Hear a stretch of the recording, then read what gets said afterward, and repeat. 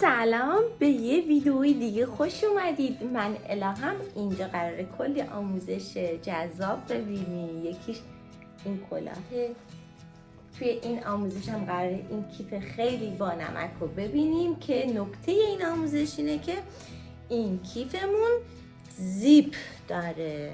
به این شکل به راحتی میتونین باز و بستش کنین و خیلی به نظرم کاربردی تر از کیفایی که دکمه و مگنت داره.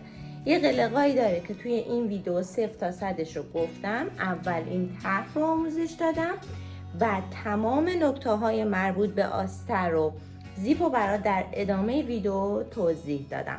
250 گرم از این نخ استفاده میبریم و بند چند به سلیقه خودتون، زیپ برای آموزش و آستری هم اونم به سلیقه خودتون اگه دوست دارین میتونین استفاده کنین. بریم که با هم دیگه این کیف جذاب رو ببافیم، ولی قبلش حتما برای من کامنت بذارین که از آموزش‌های قبلی دیدن کردین، استفاده بردین، نبردین، چیکار کردین. عکس کاراتون هم حتما برای من بفرستین. خیلی خوشحالم میکنین. بریم که با هم دیگه آموزش رو ببینیم. برای این آموزش من مجدد از نخ رافیا تابیده شده دارم استفاده میکنم. به صورت چله فروخته میشه و شما میتونین بعداً اینو کلاف پیچ کنین و ضخامتش هم به این اندازه است که حالا ممکنه ضخامت متفاوت داشته باشه که من این ضخامت رو دارم با قلاب شماره 3.5 میبافم. خب برای شروع نیازه که من یک حلقه جادویی تشکیل بدم و 20 تا پایه بلند روی حلقه خودم ببافم. خب بچه به این دقت کنین. من این حلقه رو اولین بست رو زدم، حلقه‌ای که روی قلاب برای ذره میکشم، بعد از اینجا یک نخ میکشم، 2 تا یکی میکنم و بعدی شبیه پایه بلند میشه. حالا میام 19 تا پایه دیگر رو هم میبافم.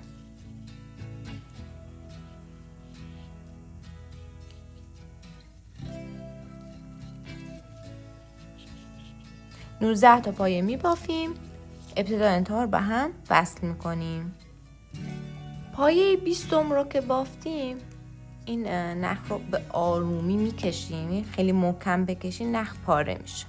خب خیلی آروم سعی میکنیم تا جایی که جا داره کار رو بکشیم.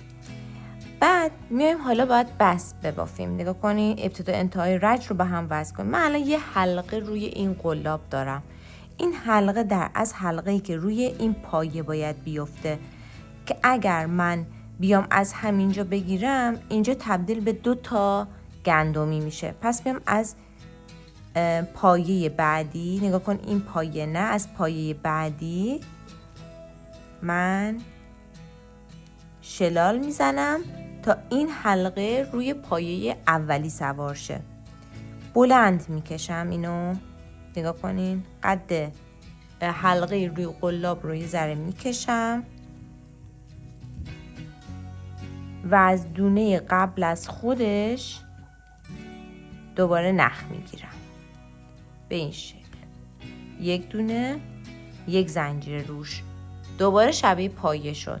خب حالا روی هر پایه من 2 تا پایه بلند باید ببافم. روی هر پایه 2 تا پایه بلند میبافم به این شکل.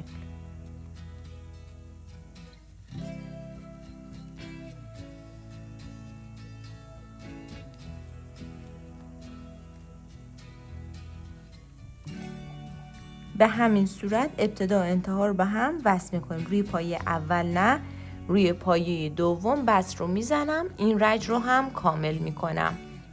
خب حالا میایم این قسمت رو وصل میکنیم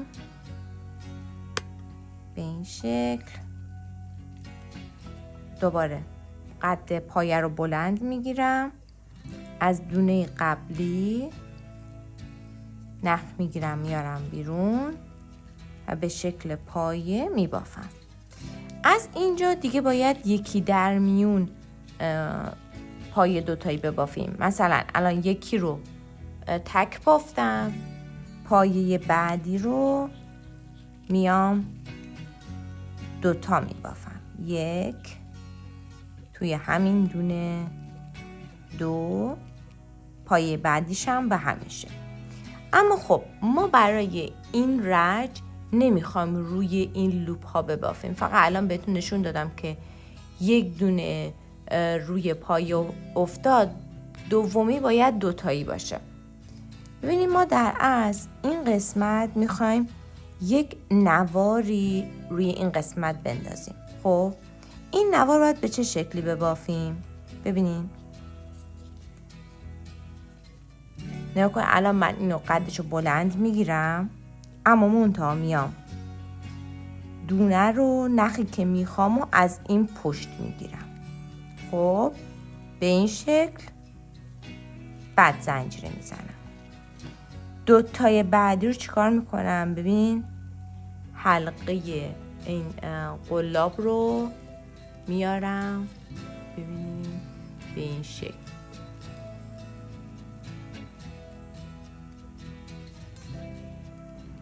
یک، دومیش هم دوباره همون نقطه، نگاه کنین همونجا. 2، دومیش هم همونجا میزنم.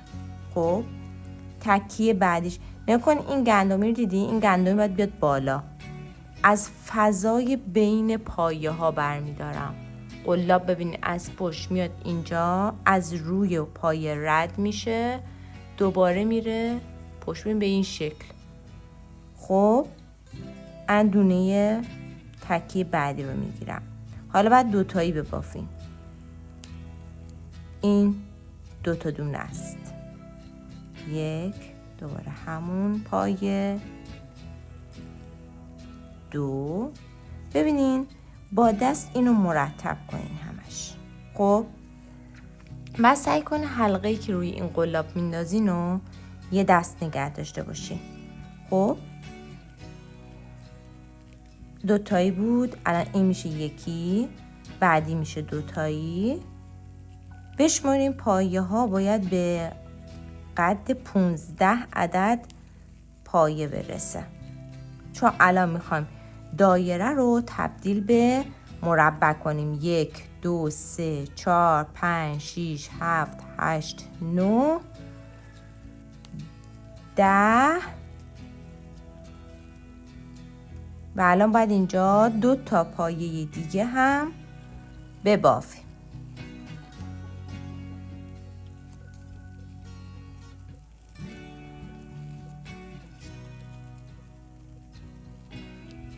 یک پایه دیگه کنارش.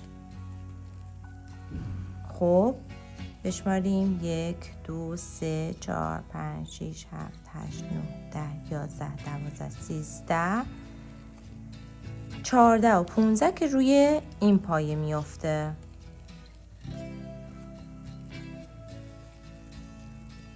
خب این از این. حالا چون میخوایم دایره به مربع تبدیل بشه، میام 2 تا زنجیره میزنم که فضای گوشه ایجاد کنم. دوباره از ادامش 2 تا بافتم، الان باید یه دونه ای ببافم. دوباره باید این تعدادش به 15 تا برسه.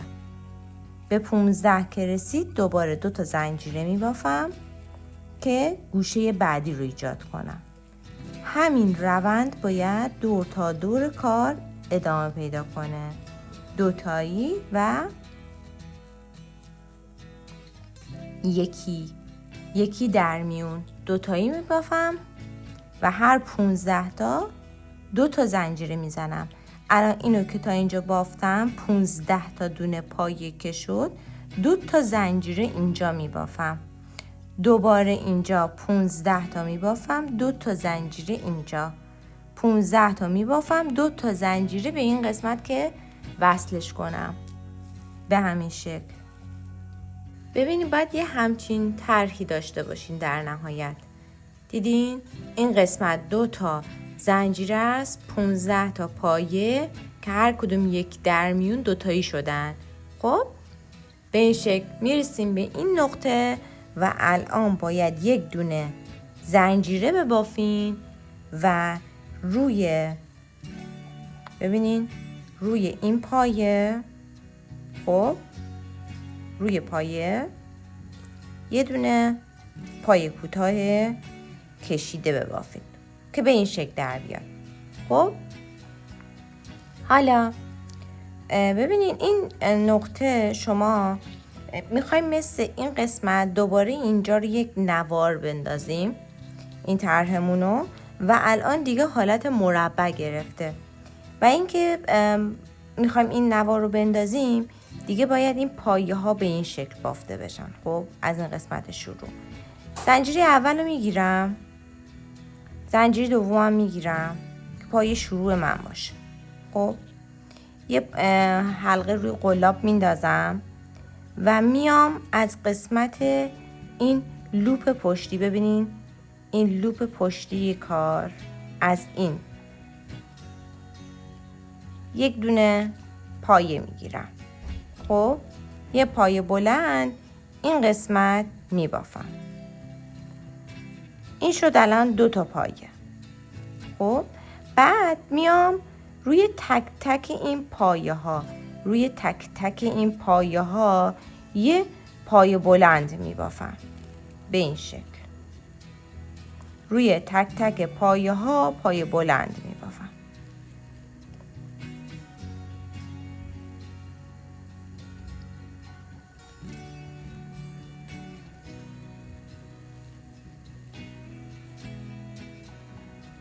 فقط این حلقه ای که روی قلاب هست رو سعی میکنم کیپ داشته باشم که زنجیره های من شکلشون دفرمه نشه.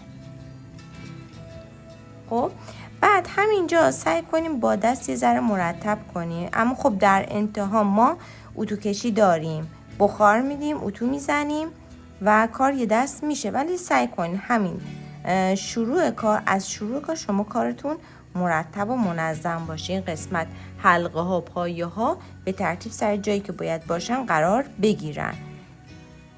خب الان ما هیچ افزایش دیگه ای نداریم، فقط میایم روی تک تک پایه ها پایه بلند میبافیم.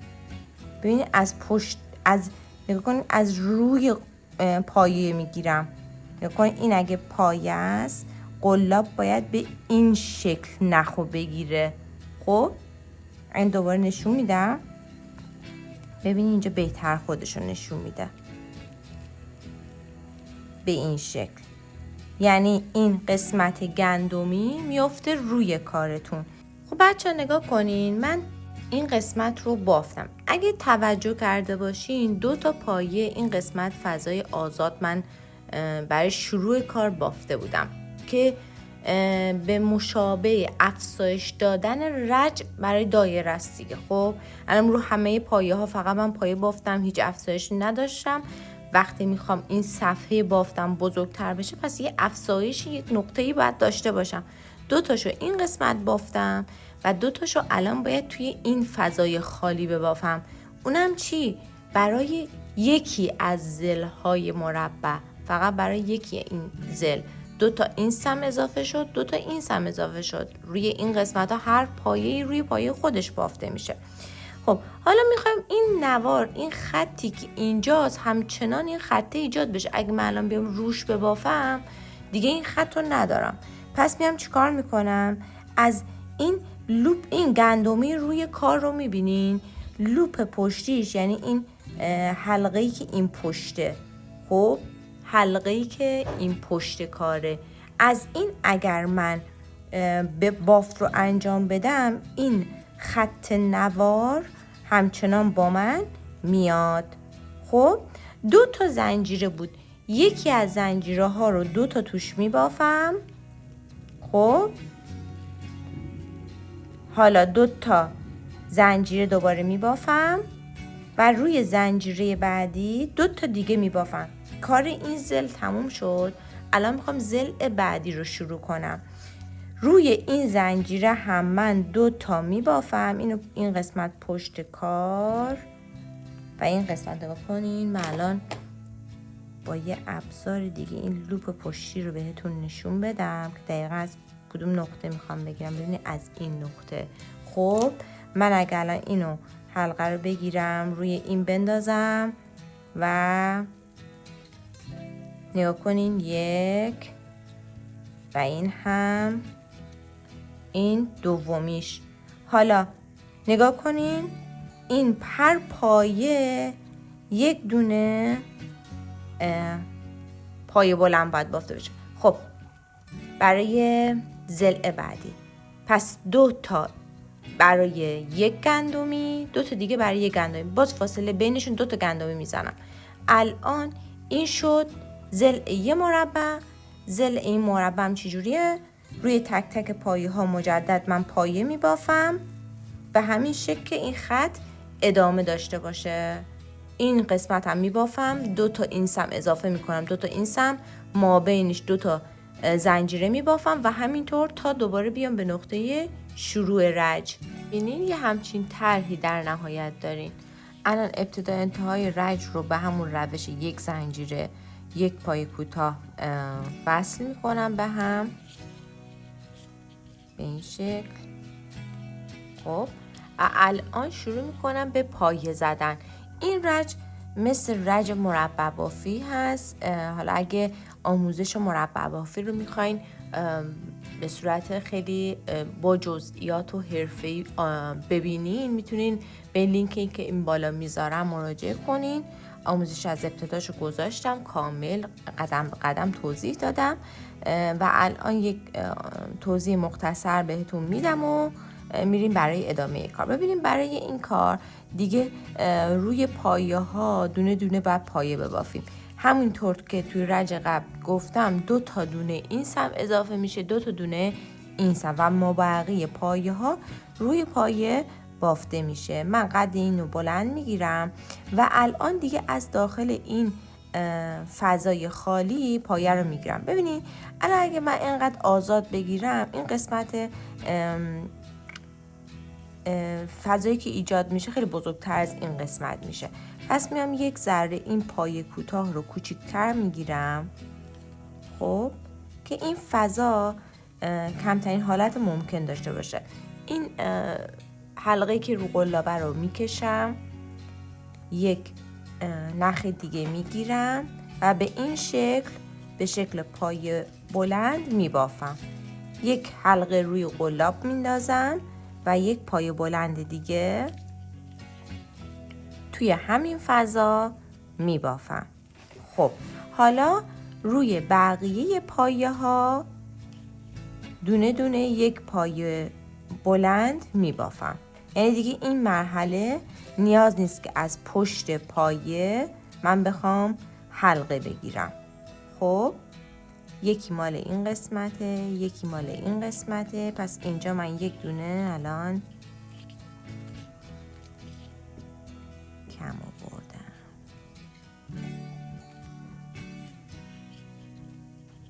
این دونه‌ای که باید میگرفتم این فضا بود. خب این اولیش مال این پایه است. خب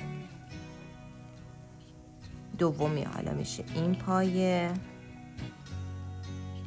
روی تک تک پایه ها شما باید یک پایه ببافید به همین صورت. این رج رو میبافیم. این رج قبل این رج 15 تا بود، این رج باید 19 تا باشه. رج بعد 4 تا بهش اضافه میشه به تعداد پایه ها و 23 تا پایه بعد داشته باشین. خب اینو بعد ببافیم برسیم به این نقطه. خب الان 23 تا پایه رو بافتم. ببینید هر قسمتی که میبافین رو با کف دست حالت بخار بدین، کارتون قشنگ صاف بشه، صاف و یک دست بشه و دیگه اون حالت چین خوردگی که حین باف ایجاد میشه رو نداشته باشه. خب من 23 تا این قسمت بافتم، 23 تا هم باید این قسمت ببافم. توی فضای این گوشه 2 تا برای هر ضلع باید اضافه بشه و در مجموع 4 تا پایه توی این فضای گوشه دارم که 2 تا زنجیره فضای مابینش میشه. الان 2 تای این سمت این ضلع رو هم میبافم و شروع میکنم پایه رو پایه بافتن این رج. ببینید این کار رو تا انتها باید تکرار کنیم. ببینید به این شکل هر وقت گیج شدیم بذارین روی زمین، قشنگ نگاه میکنین که حالت مربعی خودش رسیده یا نه. ببینید به این شکل. الان باید به این قسمت هم بافت بزنم و برسم به این نقطه. رج بعد هم دقیقاً به همین شکل 23 تا بود، 4 تا بهش اضافه میشه تعداد پایه های رج بعد، 2 تاش برای این سمت، 2 تا برای این سمت و مابقی روی پایه ها به همین شکل. ببینیم پایه ها به این شکل قرار بگیرن. 2 ردیف ساده ببافیم. برای ردیف بعد دوباره میخوایم یه طرح بندازیم. خب همینطور که میبینین الان ما 2 رج روی همدیگه ساده بافتیم و از این رج به بعد دوباره باید همین حرکت رو انجام بدیم. ببینید دیگه مدل و ترفند کارا تکرار همین مراحله، فقط هر مرحله 2 تا پایه این سم 2 تا پایه این سم به ضلع مربعاتون اضافه میشه. خب حالا من یک توضیح کامل در مورد طرح میدم و میریم برای ادامه کارمون.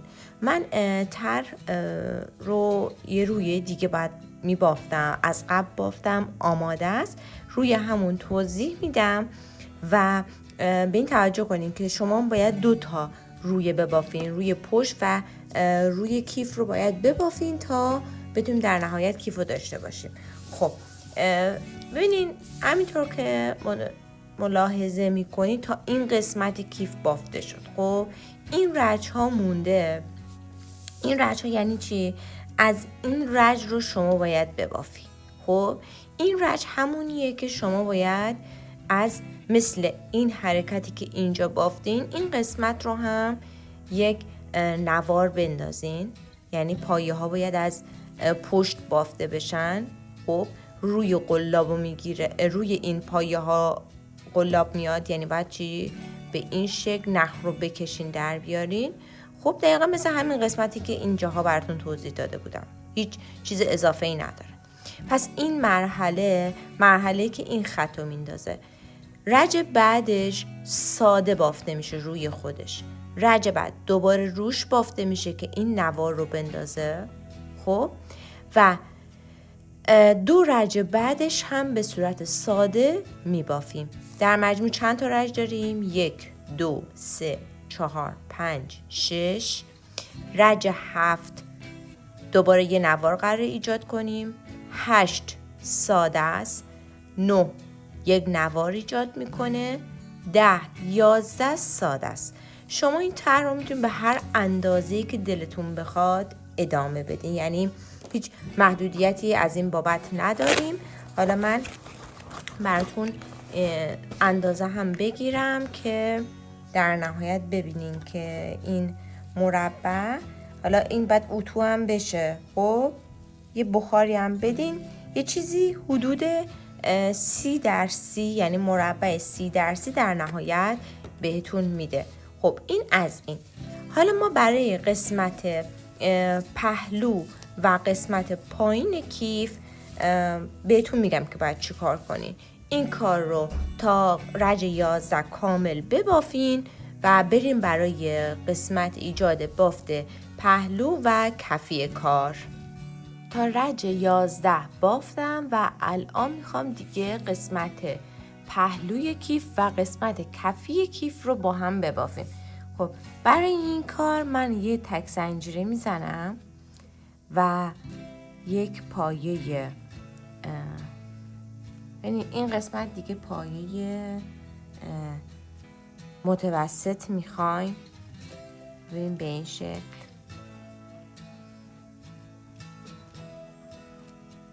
خب و تمام پایه هایی که میخوایم ببافیم نکن تو این فضا یه تک زنجیره زدم، یه دونه پایه، یک حلقه روی قلاب و از پشت شروع میکنم به نخ گرفتن و ببینید این کار رو میخوام مثل این قسمت این کار میخوام دوباره یک نخی ایجاد کنم. خب و تک تک این پایه ها باید با پایه متوسط بافته بشه.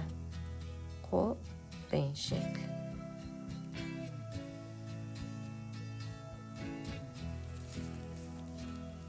تا این قسمت همه رو ادامه میدم. به اینجا که رسیدم 3 تا میبافم، 3 تا اینجا، دوباره ادامه میدم. به این فضا رسیدم دوباره 3 تا میبافم، بعد تا اینجا، بعد دوباره باید برگشت بزنیم. خب نگاه کنید دقیقا یه چیزی مثل این باید بشه.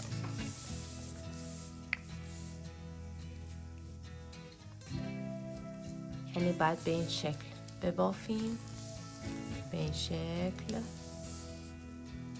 بعد دوباره همینو معکوس میکنیم، از این سمت میبافیم. نگاه کنید این رفت و برگشت رو باید 4 بار انجام بشه، 4 بار که پهنایی که میخوای، البته هر تعدادی که میخوای میتونین ببافین. فقط رجه های بعد و پایه رو پایه بره، هیچ چیزی رو ما اضافه نمی کنیم. یه دور کامل این قسمت تا این نقطه رو بافتم. خب پای متوسط زده بودم، نقطه کامل تا اینجا بافتم و الان میخوام رج برعکسش رو ببافم، یعنی یه تک زنجیره اینجا زدم و میخوام رج رو برعکسش کنم. ببینید شما باید این کار کنین که حالت بافت این برجسته باشه و همه خطی روی کار باشه، به این شکله که روی پایه ها ببینید این شکل پایه رو باید ببافین.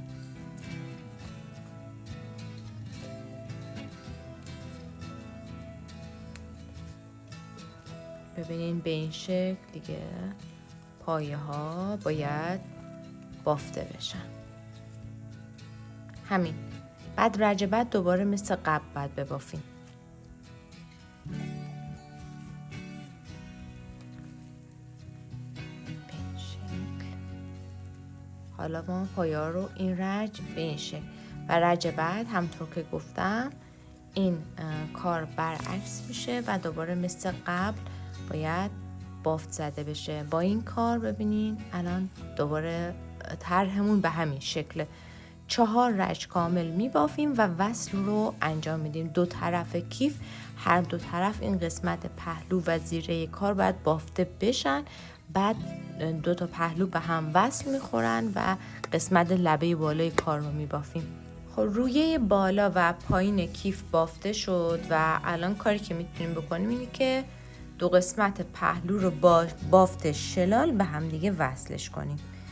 به این شکل که این نخ پایینه، ببینیم وسط بافت رو به پایین و میایم از این قسمت دونه این سمت و دونه این سمت رو میگیریم.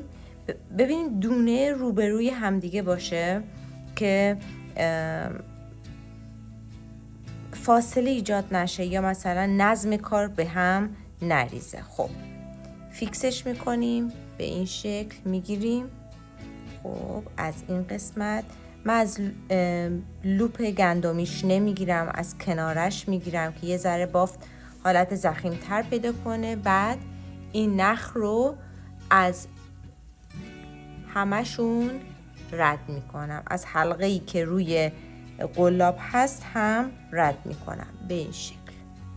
خب دوباره از اینجا حلقه میره، ببینین نخ رو میگیرم، از همشون عبور میدم به این شکل. خب دیدین همین کار باید دونه دونه روی تک تک اینا وصل انجام بشه. بالا پایین بافت بعد به همین صورت رو هم بیان. خب به این شکل همطور که میبینین بافت انجام میشه و یه دست میشه. خب این کار رو من تا انتها باید انجام بدم، دور تا دور کار وصل بشه. قبل از اینکه این وصل رو انجام بدین شما یک بار این پهلو و این پهلوی باف رو با بخار اتو قشنگ روش یه پارچه بذارین، اتو رو با یه فاصله خیلی کم حالت پرس و بخار بدیم به کار که کار یک دست و صاف بشه و این هلال هایی که اینجا ایجاد شده از بین بره. این کار رو انجام میدیم. بعد این قسمت بافت رو انجام میدیم. بعد میایم برای قسمت نظم دادن به قسمت بالایی کیفمون. دور تا دور کار الان شلال خورد و دو طرف کیف به هم دیگه وصل شد. ببینید یه همچین بافتی در نهایت دارید که ببینید الان من بخار هم دادم، اتو زدم، بخار دادم، خیلی کار خودشو لخت کرد و دیگه یک حالت یه دستی گرفته. ببینید این قسمت گوشه کار رو هم قشنگ اتو باید بزنیم. خب کار رو از پشت اتو بزنین و الان تقریبا دیگه داره کیفمون آماده میشه. از این قسمت به این شکل با پای کوتاه زدن یا اصلا میتونید پای متوسط ببافین. خب پای کوتاه بزنین یه همچین حالتی پیدا میکنه. پای متوسط ببافین چنین حالتی پیدا میکنه. دیگه این قسمت سلیقه‌ایه، هر جور که شما دوست دارید و به نظرتون بافت قشنگ تری میده به همون شکل ببافین. و قسمت بدنه کیف رو هم دیگه پایه روی پایه باید ببافین. یه چند رج میتونین این کار رو ادامه بدین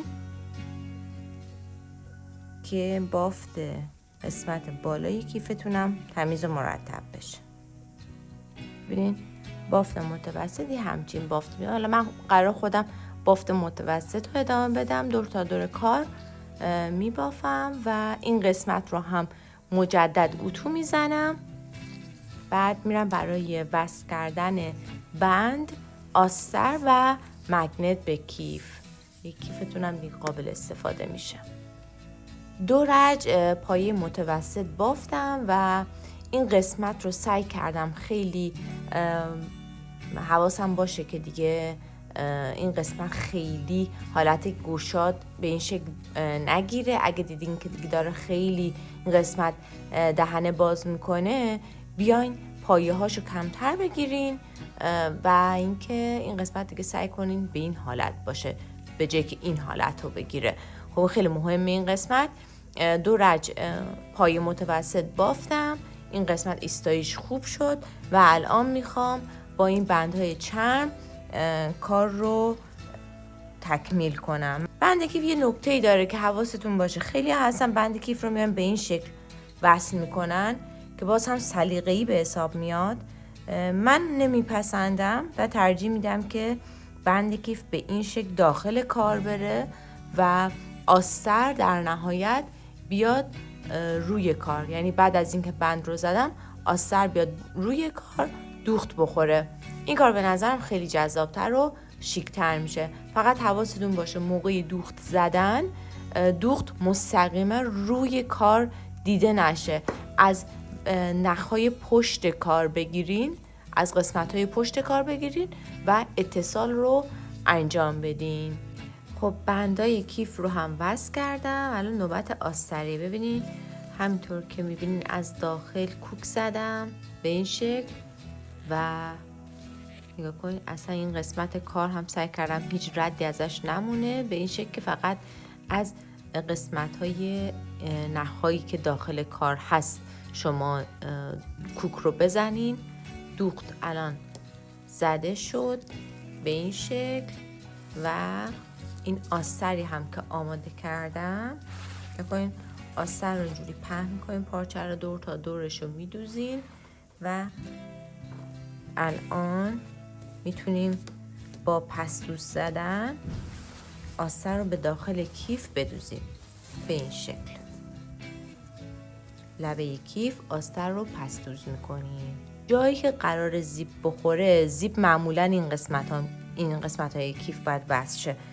از این قسمت نیم سانت پایین تر باید آستری پستوز بشه. کامل آستری رو به این قسمت پستوز میکنیم و شروع میکنیم به وصل کردن زیپ. برای این کار شما به یه زیپ احتیاج دارین و قلاب مناسب نختون از همون جنس نخ انتخاب کنین، همون رنگ، و این قسمت پایین نخ رو به یک میزان خیلی بلندی باید بگیریم.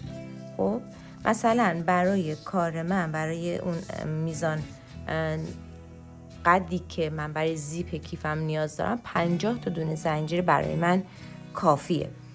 شما این میزان رو با توجه به اندازه دهنه کیفتون میتونین به دست بیارین. خب این قسمتی که نخ آزاد هست قسمت پایین کارمه و یک پیچ میدم دور قلاب و نخ میگیرم به این شکل. من باید 50 تا به این شکل زنجیره ببافم. میتونید زنجیره آزاد هم ببافین، اصلا فرقی نداره، ولی من به این شکل راحت تر میتونم پایه ها رو ببافم.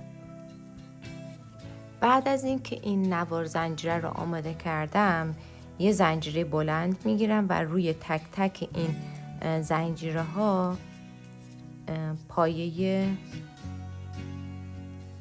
متوسط میبافم،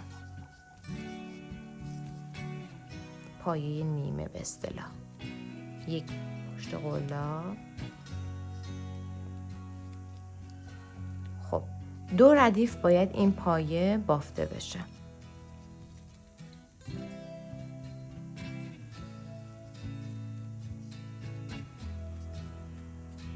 خب به این شکل دیدین 2 ردیف رفت و برگشت باید بافته بشه به این شکل. خب 2 تا نوار باید یک اندازه، یک سایز آماده کنیم و بریم برای مرحله بعد بهتون بگم باید چیکار کنیم. نواری که گفتم بافته شد میاین به این شکل به زیبتون میدوزین با دست، نخ و سوزن میگیرین، به این شکل کوکای ریز میزنین و دوخت رو انجام میدین. این نوار یک سمت، پس این سمت، یک سمت هم اینجا. خب این بافتی که انجام داده بودیم، من یه رشته نخ سوا کردم بعد چیدم. خب الان به انتهای سوزن وصل میکنم و شروع میکنم به وصل کردن زیپ به کارم. ببینید آستر هم دوخته شد کامل و الان زمانیه که من میخوام زیپ رو به کار وصل کنم. خب چک میکنم فاصلش از لبه بند و این سمت به یک میزان باشه و بعد شروع میکنم به زدن کوک.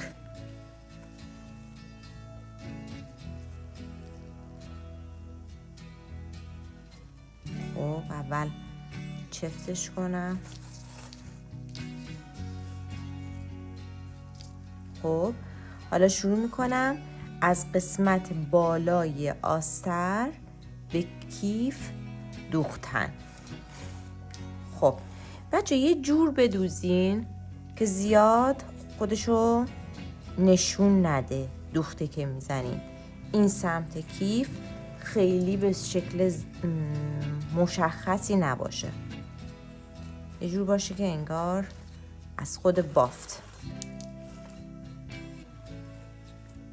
این قسمت بالایی رو برمیدارم، ببینیم به این شکل دوخت رو انجام میدیم.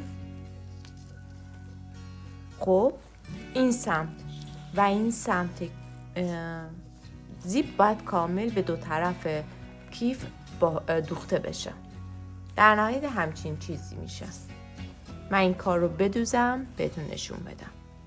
خب بعدی که بدوزین دیگه به این شکل دیگه هیچ ردی از آستر باقی نمیمونه و یه کار خیلی ترتمیز و شیک داریم. این جای دوختش هم مشخص نیست، خیلی دقت کنین، خیلی حواستون باشه که یهو یه رد خیلی واضح از دوخت به جا نذارین و اینکه دیگه خیلی کارتونم ترتمیز و قابل استفاده و راحت و شیک و پیکه. امیدوارم که از دیدن آموزشش لذت برده باشید، نکته‌های خوبش رو یاد گرفته باشید و یادتون نره که حتما برای من لایک و کامنت بذارین، بهم انگیزه میده، انرژی میده و اینکه منتظر کارهای بعدی باشید.